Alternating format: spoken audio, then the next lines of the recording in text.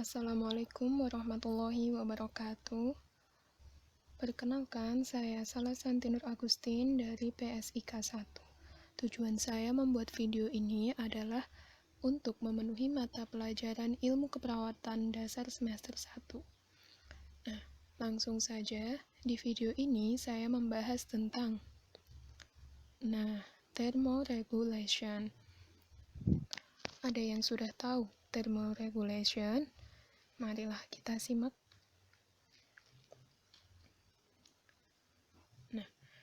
Termoregulasi merupakan salah satu hal penting dalam homeostatis. Termoregulasi adalah proses yang melibatkan mekanisme homeostatik yang mempertahankan suhu tubuh dalam kisaran normal, yang dicapai dengan mempertahankan keseimbangan antara panas yang dihasilkan dalam tubuh dan panas yang dikeluarkan.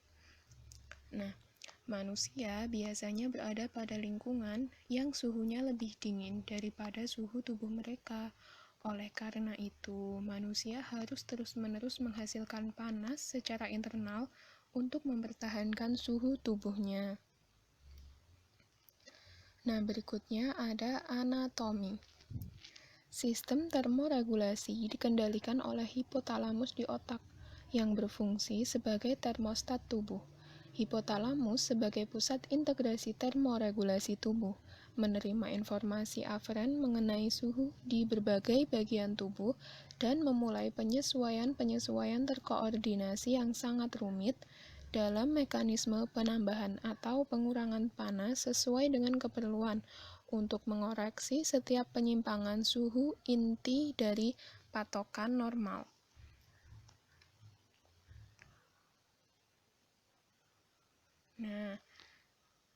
Ini adalah gambaran hipotalamus. Berikut, ini lebih jelasnya. Di otak, hipotalamus seperti ini. Contohnya.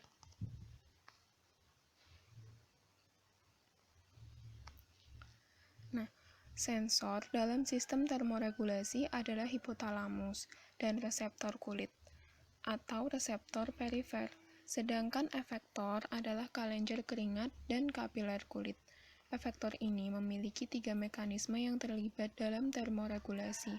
Pertama, sistem vasomotor yang terdiri dari saraf yang bekerja pada otot polos pembuluh darah untuk mengontrol diameter pembuluh darah.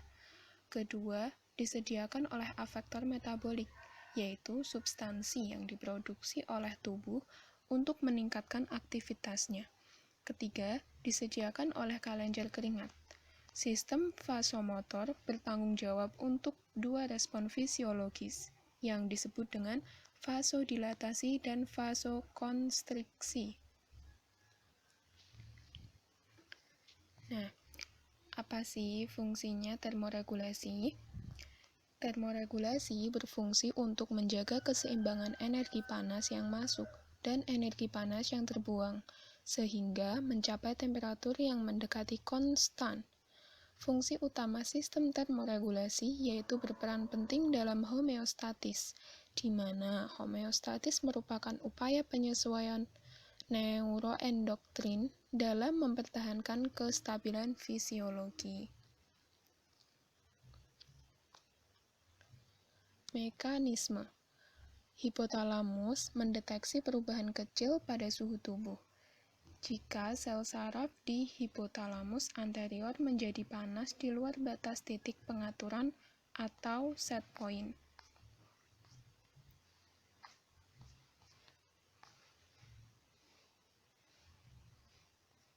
Maka impuls dikirimkan untuk menurunkan suhu tubuh.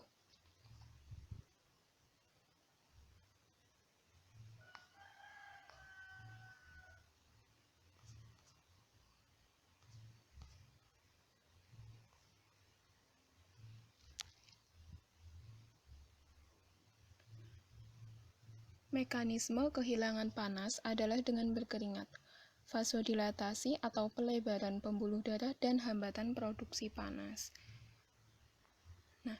Lalu bagaimana tubuh akan mendistribusikan darah ke pembuluh darah permukaan untuk menghilangkan panas?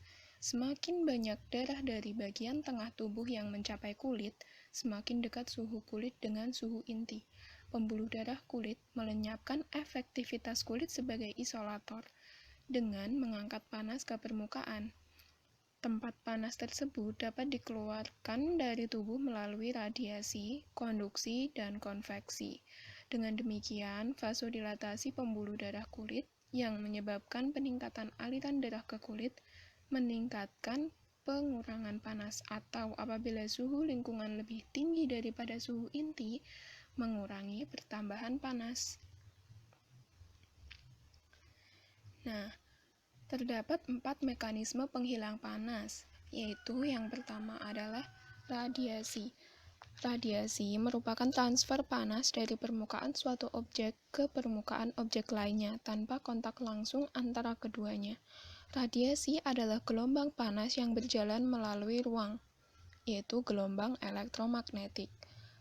Nah, teman-teman, radiasi akan meningkat saat perbedaan suhu antara kedua objek semakin besar.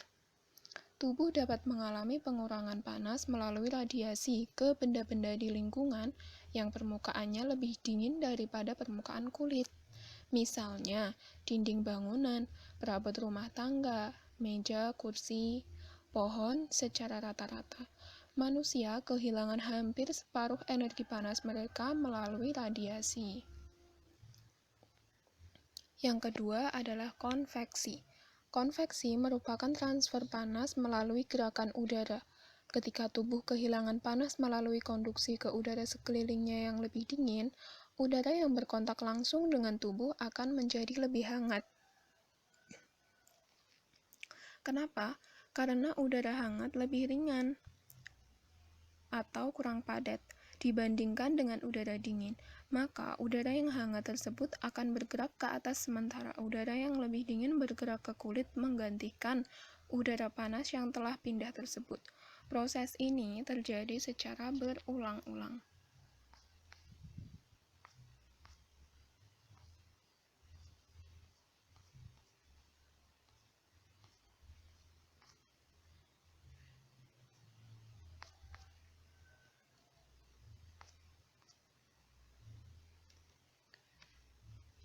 Nah, berikutnya ada evaporasi. Evaporasi merupakan penguapan air dari kulit yang dapat memfasilitasi perpindahan panas tubuh, misalnya berkeringat. Saat suhu tubuh meningkat, hipotalamus anterior memberikan sinyal kepada kelenjar keringat untuk melepaskan keringat melalui saluran kecil pada permukaan kulit, atau biasa disebut pori-pori. Nah, keringat akan mengalami evaporasi sehingga terjadi perpindahan panas.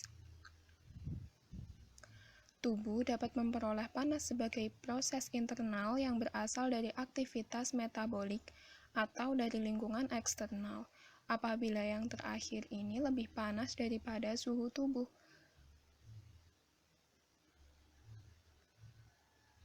Perubahan aktivitas otot rangka merupakan cara utama untuk mengontrol suhu melalui penambahan panas. Nah, yang keempat,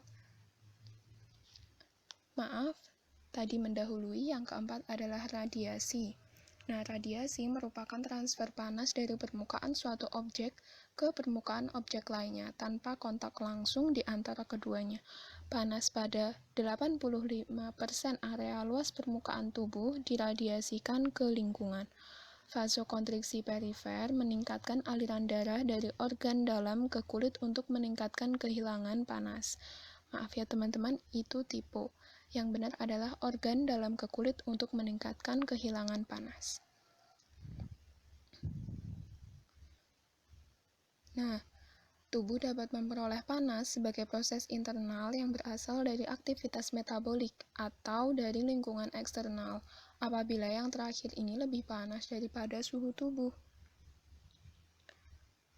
Perubahan aktivitas otot rangka merupakan cara utama untuk mengontrol suhu melalui penambahan panas. Nah, menggigil merupakan satu bentuk respons terhadap penurunan suhu inti tubuh. Teman-teman, dalam hal ini, hipotalamus pertama-tama meningkatkan tonus otot rangka atau tonus otot mengacu pada tingkat ketegangan konstan di dalam otot. Setelah itu, segera timbul menggigil. Menggigil terdiri dari kontraksi otot rangka yang ritmik bergetar, yang terjadi dengan frekuensi tinggi 10 hingga 40 kali lipat per detik. Mekanisme ini sangat efektif untuk meningkatkan produksi panas. Semua energi yang dibebaskan selama tremor otot ini diubah menjadi panas karena otot tidak melakukan kerja eksternal. Produksi panas dapat meningkat 2-5 kali lipat akibat proses menggigil ini hanya dalam beberapa detik sampai menit. Berikutnya, selain respons menggigil, hipotalamus juga berespons untuk mengurangi pengeluaran panas dengan vasokontraksi pada kulit. Nah, teman-teman, vasokontraksi mengurangi aliran darah hangat ke kulit, sehingga suhu kulit tubuh turun. Selain itu, rambut di kulit terperangkap oleh udara yang lebih hangat jika dalam posisi berdiri dan kurang hangat pada saat posisi mendatar. Otot-otot kecil di kulit dapat dengan cepat menarik rambut menjadi tegak untuk mengurangi hilangnya panas dan membuatnya mendatar untuk menambah hilangnya panas. Nah, berikutnya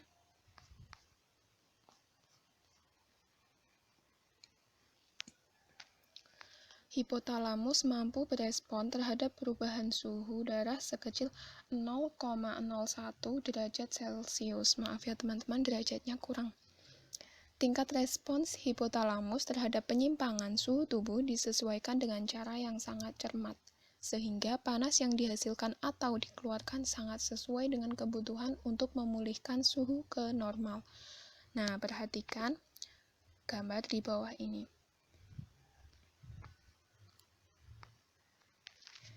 Suhu kulit, ada termoreseptor porifer.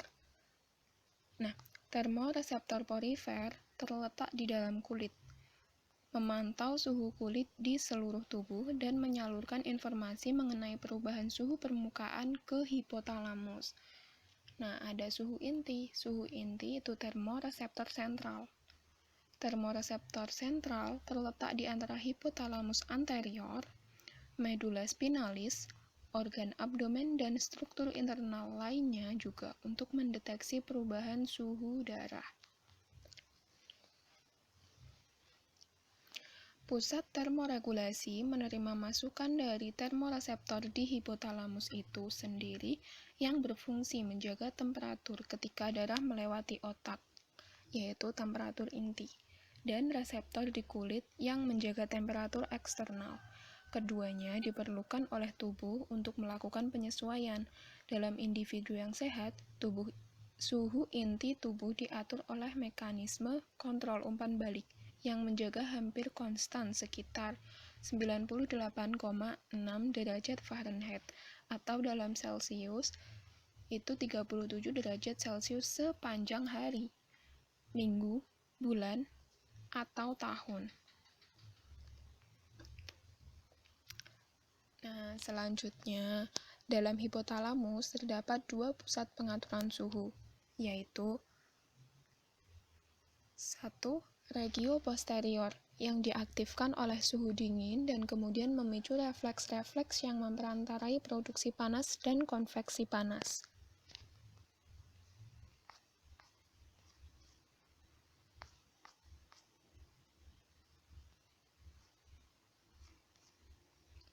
Yang kedua, regio anterior yang diaktifkan oleh rasa hangat, memicu refleks-refleks yang memperantarai pengurangan panas. Nah, berikut adalah pusat integrasi termoregulasi hipotalamus. Ada adaptasi perilaku, yaitu kontrol produksi panas atau pengurangan panas. Ada neuron motorik, otot rangka, tonus otot, menggigil, yaitu kontrol produksi panas. Ada sistem saraf simpatik yang berada di pembuluh darah yang terdiri dari vasokonstriksi dan vasodilatasi untuk kontrol pengurangan panas. Ada sistem saraf simpatis berada di kelenjar keringat dan menyebabkan berkeringat untuk kontrol pengurangan panas. Nah, semua respons tubuh tersebut berfungsi agar suhu inti tubuh tetap stabil.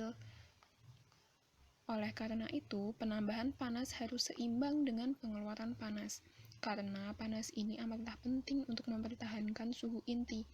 Mekanisme keseimbangan suhu tubuh secara singkat ialah jika suhu inti mulai turun, produksi panas ditingkatkan dan kehilangan panas diminimalkan, sehingga suhu tubuh normal dapat dipulihkan. Sebaliknya, jika suhu inti tubuh mulai meningkat di atas normal, hal tersebut dapat dikoreksi dengan meningkatkan pengurangan panas, sementara produksi panas juga dikurangi. Nah, ini referensi dari materi saya sebelumnya.